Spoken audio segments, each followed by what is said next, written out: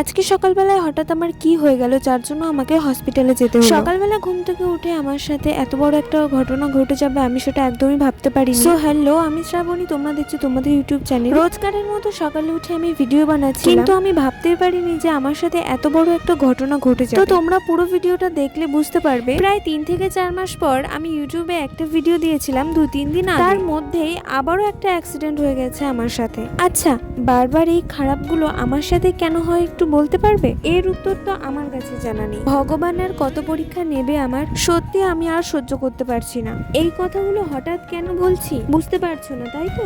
তাহলে ভিডিওটা স্কিপ করে যেও না, একটুখানি দাঁড়িয়ে যাও, দেখলে বুঝতে পারবে। এর আগের ভিডিওতে তোমরা দেখেছো আজ থেকে 3 থেকে 4 মাস আগে আমার পড়ে গিয়ে একটা অ্যাক্সিডেন্ট হয়েছে। সেই অ্যাক্সিডেন্টে আমার হাত ভেঙে যায় ও মাথায় প্রচন্ড চোট পায়। সেই ভিডিওটা দিতে না দিতে আবারও একটা অ্যাক্সিডেন্ট হয়ে গেল আমার সাথে। আসলে সকালবেলা ঘুম থেকে উঠে সমস্ত বাসি কাজ করে যেই আমি বাসি বিছানাটা তুলতে গেছি